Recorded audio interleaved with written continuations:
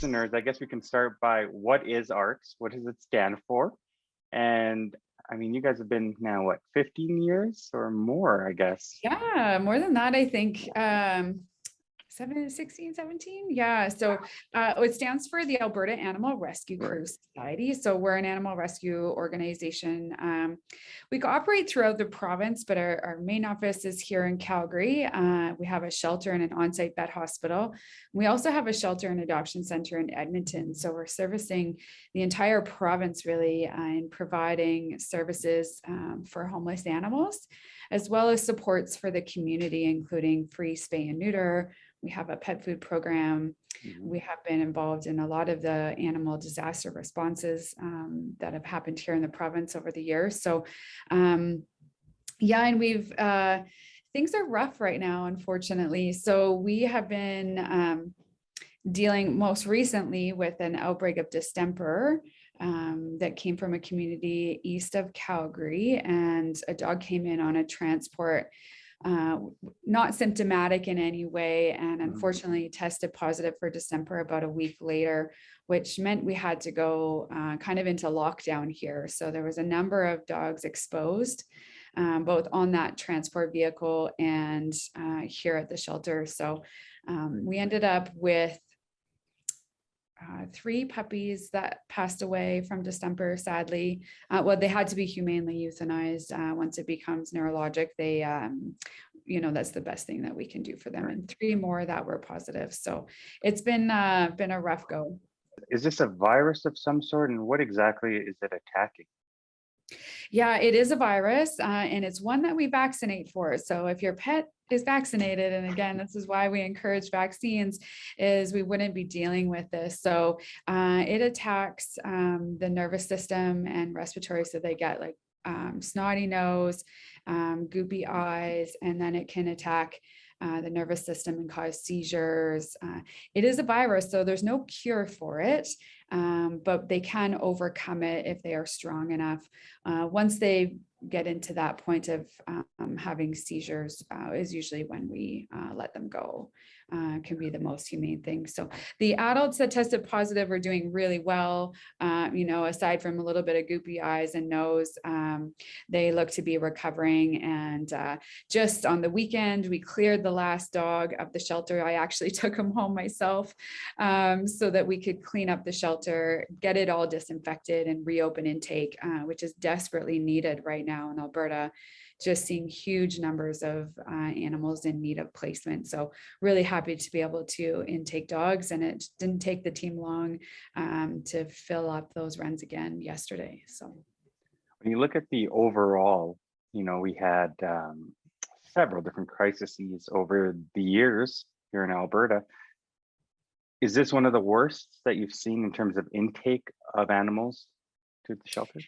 Yeah, so during COVID, we often had the media or people calling us and saying, hey, are you seeing all these people surrendering animals because, they're going back to work? And it was like, no, things are good. And then it seemed like in March of this year, March 2022, that became our reality. And we saw a huge influx of animals in need of homes. So more strays coming through the city of Calgary, just more animals in need, more animals being surrendered for medical reasons and behavioral reasons, and those COVID dogs coming back.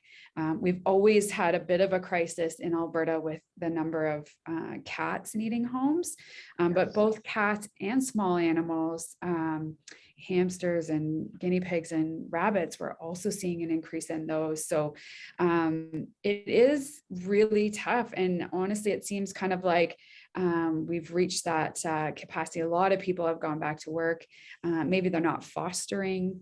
So we had a ton of people come forward during the pandemic to foster in their homes while they were working from home, which was great. So a lot of those have not been able to continue. So kind of that perfect storm of lack of available veterinary care, lack of spay and neuter, more people surrendering, and surrendering animals with higher needs, like, they need more training, or they have behavior or medical needs that keep them in our care longer, then we can't get them up for adoption right away. So we have a huge number of animals behind the scenes that aren't quite ready to find a new home, that are really kind of clogging up the system as well. So, and we're not the only one experiencing this. We've seen it at the Calgary Humane Society dealing with large seizures, and our peer rescue organizations, and chatting with them, they're full, just full to the brims, and not seeing those adoption numbers that we need in order to be able to make space for another animal. So now that's happening, where do the other animals go if you can't take them? What happens in these moments? It's hard to know. We have asked people to hang tight. Right. So we have a wait list. So we've had, our dog team going through the wait list and triaging those animals that need care. The city of Calgary did open up adoptions from their facility directly. So yeah, it's just going to require some patience, and maybe some attention to the issue, right? So asking people to consider taking their dog to training, and working through some of these issues, knowing that just because you're going back to work doesn't mean you have to give up your dog. Get a dog walker, a couple of times a week, or, when you're really busy and you can't get them out, or take them to doggy daycare. That always usually seems to tire them out for a couple of days. I know when I had a little guy that was, needed that extra work, daycare was great. Like, came home and slept all night and into the next day. So thinking outside the box in what they can do to keep their pet, so that they don't end up in our facilities. Absolutely. There's this thing where it's like, oh, do you keep your pet and compromise its quality of life? Let's say an individual works 9 hours a day and the dog is in a kennel all day long. Where do you find this balance in such a unique time?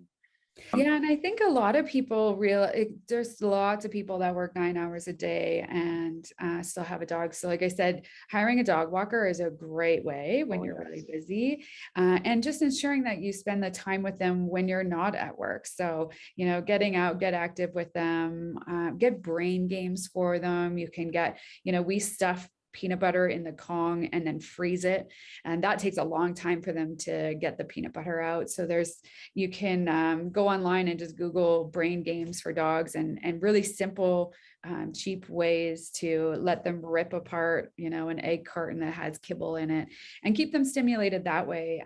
So yeah, I think a lot of people think, you can't have a dog if you work full time, but you really can. And that could save a life. So I know we think, we have to be home or home part-time, but there's lots of people that have dogs that work full time. You just have to put a bit of effort in, a little bit more effort in, I think, when you're not home that much, so that when you are, they get the attention and care that they need. And surprisingly, they'll do really well, and they don't need, this place is a scary place for dogs. We do not want to see dogs come through here at all, if we can, help it. I'm sure for them, any animal or amphibian, it is escalated their emotions, because I think through COVID or through the pandemic, they were at home with their owner, again, not really socializing. And now all of a sudden they're in this new environment that, let's be honest, not the most comfortable for a human being or an animal. Yeah, again, that was one thing we've seen a lot of is under socialized dogs, and separation anxiety, which can be a big problem in dogs. They get really destructive, and of course that anxiety is so high. So, but there's lots of ways to work through that, and hiring a professional dog trainer is a great way to start working through some of those issues. Just having the patience. So, if you're having people over at your house and your dog seems to not appreciate this new life where you have company, don't be afraid to put them away and let them just relax in a separate room. They don't have to socialize if they don't want to. Give them that choice to kind of leave and be calm. So, and then introducing new things slowly. Don't go running out to the dog park or something if they're not used to being at the dog park, or taking them down to the lilac festival if they've never been in a large crowd of people before. And if you do and they act up, to expect that that's not their fault, right? No, absolutely. Patience is key with these guys. Yes. And I've seen it with myself, with my own dogs, and the behavioral issues. And, after some time, they work it through and they become that loyal companion that you really wanted. It just takes some patience and understanding. Don't give up. My little guy's right here sleeping. Oh, Yeah. They are our best friends and a part of families. So, it is definitely hard for any individual, I'm sure, to give up their animal to go back to work. But is there a way that people can hold on a little longer, just till we get over this hump? yeah. And that's kind of what we've been asking people to do, and understanding that sometimes the dog or cat is just not the right fit. And the last thing we want is an animal in a home that's not the right fit. And not saying that the family is bad or anything like that, but they don't get along with their kids, or they get nervous around the kids, or they don't get along with the other dog in the house, or they're chasing your cat, and you can't get them to stop and you're worried. Those are really good, valid reasons why you may want to find a new home for your animal. And so I think holding off as long as you can, working through that, or looking for a home yourself. You'd be surprised, maybe you have a friend or a family member that might be interested in that dog. So, there's always ways to do it. That doesn't mean that this shelter has to take it. A lot of people think, well, they're the best ones to rehome an animal, but, we're swamped. They're living in a shelter here. Really, ideally, it would be best to go from one home to the other. And if people, Right. share and screen people yourself to find a home, right? If it's a super active dog and you're not an active family, but you have a friend that goes hiking all the time, might be interested in taking your dog, that's okay too. And it really takes them out of the shelter system, relieves a bit of burden for us. So. Absolutely.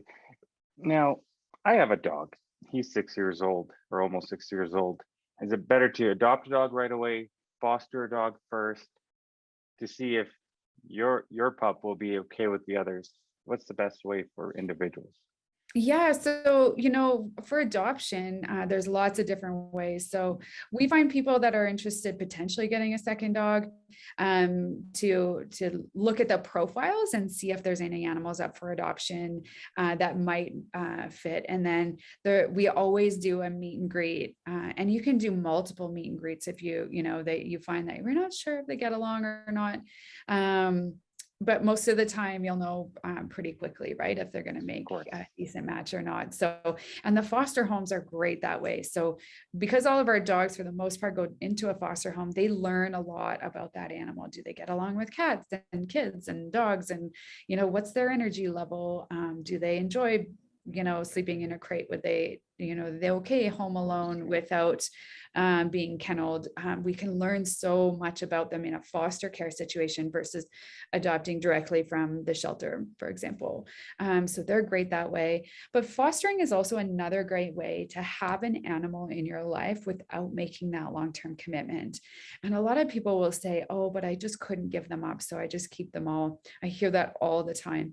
And you realize, I said that to my husband the first time I asked him if we could foster. And I said, you know what, I'm going to let the first one go. And I love that dog so much. We saw him through parvo. He was a big yellow lab, goofy young dog. But when I saw that adoptive home come in, and I knew that he was going to go to a wonderful home, probably even better than my home, to be honest. He was going to an acreage where he could run around. And so right then and there, when I met that adoptive family, I knew that this was why people foster. I love this dog, but he was going to move on into a new home. And that meant I made space for another animal that really needed to come in. So in effect, you're rescuing two lives. You've let one go, and then you've allowed that space for a new one to come in. And then once in a while, that one comes in and you're, I can't let this one go, and you would, and it happens, right? When you're foster, 40 dogs, and that 41 comes through, and you're like, this is just the right connection. It's perfect, and that's what I did during COVID. I fostered a little Chihuahua. Never thought in million years I would have a Chihuahua. And I just fell in love, and she became ours. And we love her to death. So I have a COVID dog too. And yeah, so it happens, but fostering is such a great way to give back. Snowbirds are great for fostering. So, they want to come, they part-time. You're not sure if there's allergies in the family or like how your life might revolve around a dog. Fostering is a great way to do that. It helps kids develop empathy and giving back. Maybe you have a dog already and you wanted to have a playmate, but you can't afford to have 2 dogs. This is a great way to do it too. And ultimately you're giving back to helping homeless pets. So what no better feeling in the world than that. Right. So, yeah, so that's kind of the difference between adopting and fostering. And of course, we want to find the best match for our animals too. So we would never want, if we were matched for an adoption and things just weren't working out, we'll take that animal back and find you a better match. Do you guys deny people sometimes when you believe that they're not the right fit? Has it happened? Yeah, we will. It's not too often. Like we have Yeah. some really great adoption screeners who ask some pretty good questions. So sometimes people will actually self-select out of adoption because they've had a really good conversation and realize maybe they're not quite ready, or, that, for whatever reason, their home isn't the right fit. Sometimes it's about not the right fit for the specific animal they're looking at. So maybe they look and they've always wanted a Rottweiler and they find a Rottweiler on our page, but that's all they're looking at is a dog and a breed and a picture, versus reading the comments and saying, well, this dog doesn't do well with small animals and you have a cat in your house. And then we'll say, well, we won't let you adopt this one because you have a cat and we know that he's not good with cats, that kind of thing. So we'll deny for those kind of reasons. But what we try and do is say, what are you looking for? Whether it be a breed or an energy level or something, and then we can steer them to an animal that might be a better fit for them and say, well, this dog we know lives in a home with cats, is high energy and loves to go hiking, or is a couch potato and wants nothing more than to snuggle. Whatever it is that they're looking for will help kind of match them up. There is the odd one where we deny outright if there's red flags on the file. But for the most part, they have to go through a fair amount of conversations, meet and greets and that sort of thing, that we're not going to get too many people that haven't thought it through, at least, unlike maybe going to a pet store and just getting a dog without thinking about it. We have those handlers chatting them up about the responsibilities and that sort of thing. Mm-hmm. Are you seeing a lot of mixed breed coming through as litters? Yeah, we get a lot.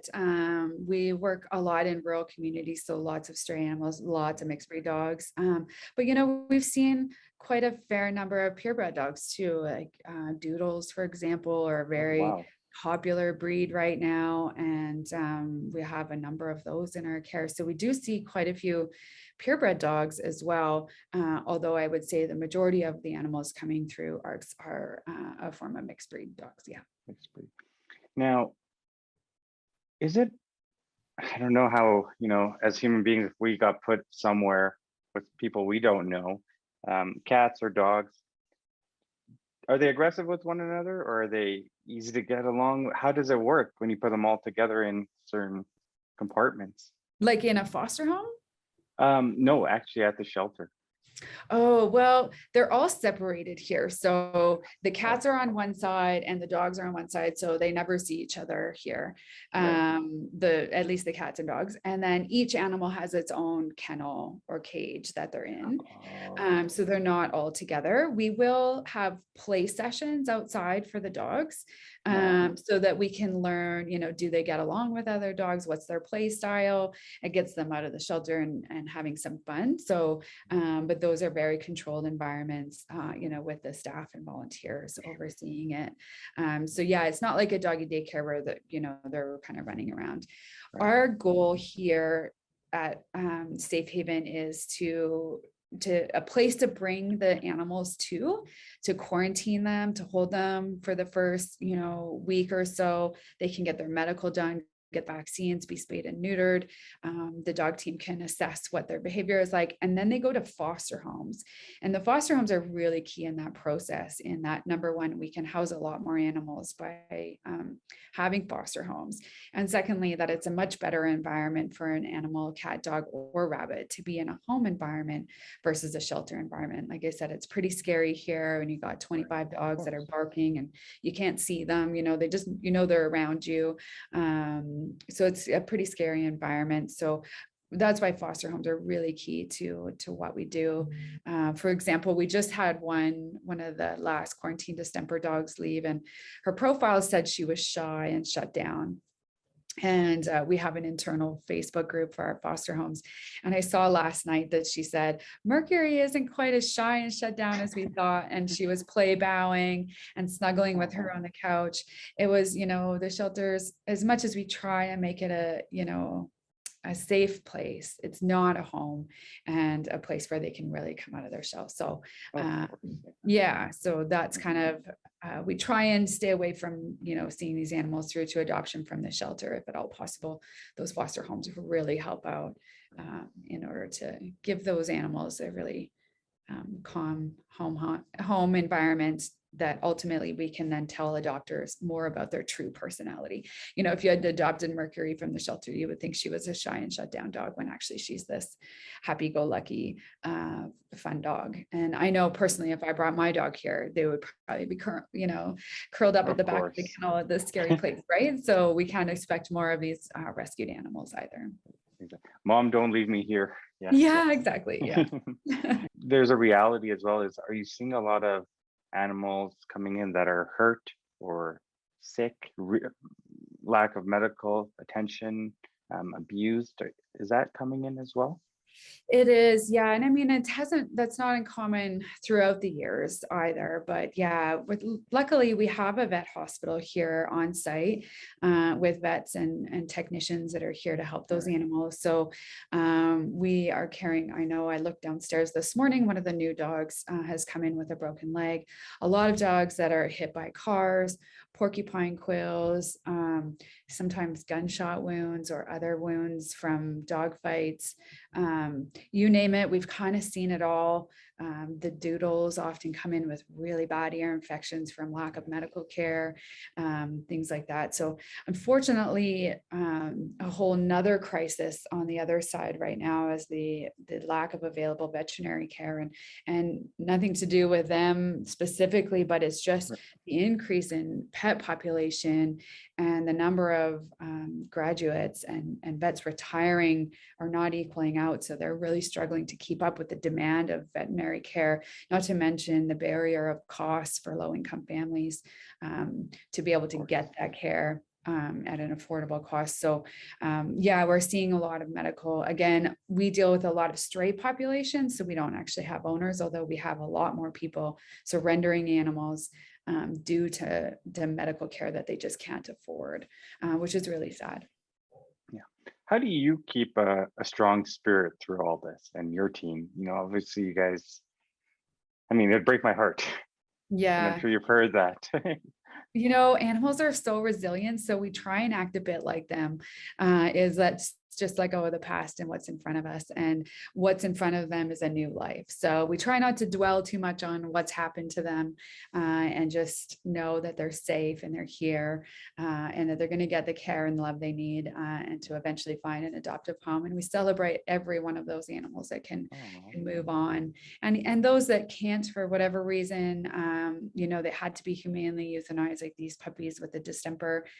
We were glad we were here to give them that peaceful end, are surrounded by someone that loved them, and although sad, we know that we're making a difference going forward for animals. And I think that's what really keeps us going, is trying to stay positive, try and look at these animals and realize they're have the one I'm fostering right now. He's such a goofball, and he doesn't know that he's in quarantine distemper, and December quarantine. So, we're running around the yard and he's just a goofball having fun. I might feel bad for him, but he doesn't feel But bad. he doesn't care. Yeah. Yeah. So I just try and be positive, and Sure. that's what's kept me going for 16 years. And same with all the staff here. We just look at the positive and realize all the lives that we are saving is making a huge difference. So For sure. Before we get going, what is an average in terms of population in a shelter for you guys versus what it is today? And obviously we now know why there is an influx, but what has happened in terms of the population rise, and how much is it on estimate? The population hasn't risen that much because we're almost always working at capacity. So if we had, minus the distemper not being able to bring in dogs, but we are almost always full. The issue is the number of requests that has risen dramatically. So the number of Right. people looking to surrender or animals in need has risen almost 200% in a year. So that's those calls for help. Our population, we may have an extra 100 animals in care.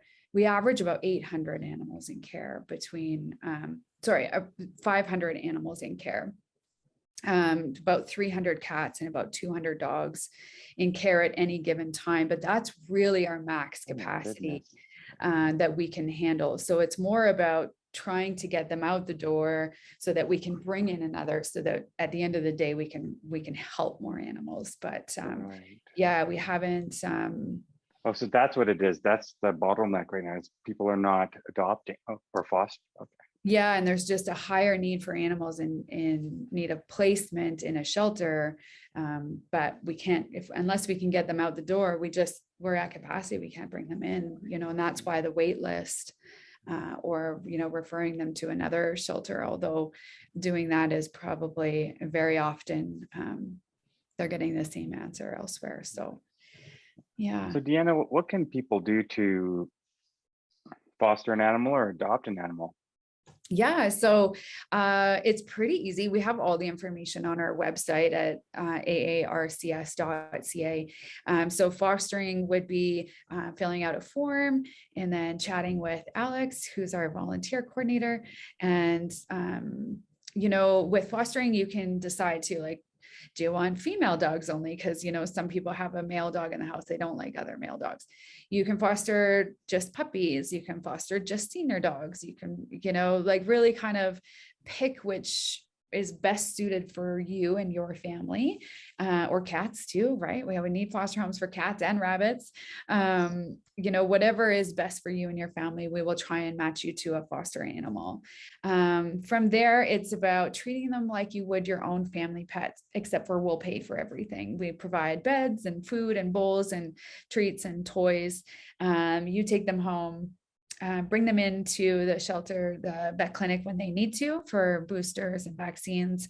Help us write a nice bio for them for the website to explain what that animal is like, personality wise, and then do the meet and greet with potential adopters to introduce them to potentially their new foster home or their new adoptive home. So that's kind of fostering in, a quick way. Yeah. Adoption, very similar. So go to our website to adoptable animals, and you can see all the profiles. You can read through all the animals. There's a form to fill out. You can put, if there's 4 dogs you're interested in chatting with the team about, which might be a good fit. They'll kind of narrow it down to find the right one, go to the foster home, meet with them, chat with them about the dog, maybe bring your own dog with you. And if all works out, then you can take that animal home when it's convenient for you, kind of. If it's the next day or you want to do 2 meet and greets, that's okay too. If things are great, then you can take them home and hope that it all works out. So like I said, those foster homes are key to that process in the adoption. And by adopting one, now you've made room within the shelter system for another needy animal to come through the doors. Absolutely. So if you fall in love with a dog, can you say, hey, I would like to foster Mindy, for example? Can you who you want to foster exactly? Yeah, like we have internally a list of animals that need to be fostered. So as long as the one's not already fostered by someone else, as long as they're here in the shelter in need of a foster home, then yes, you can foster them. If Mindy's on the website for adoption, then no, she's up ready for adoption. We don't want to move them around from foster home to foster home unnecessarily. So if they're already up for adoption on the website, then they're already in a foster home. We need the ones in the shelter fostered. So, but we do our best to try and outline as much about them as possible for the foster homes. Well, thanks so much for your time today, Deanna. Yeah, thanks for having me. It was fun.